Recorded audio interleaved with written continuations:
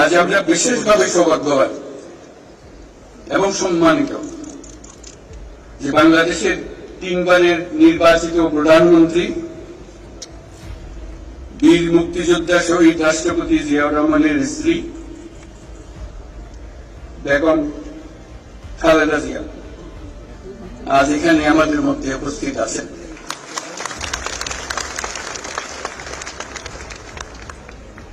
এক যুগ ধরে তিনি এই মহাসম্মেলনে অংশগ্রহণ করার সুযোগ পান নাই, আজকে সুযোগ পেয়েছেন। আমরা সবাই আনন্দিত এবং গর্বিত যে আমরা এই সুযোগ দিতে পেরেছি আপনাকে।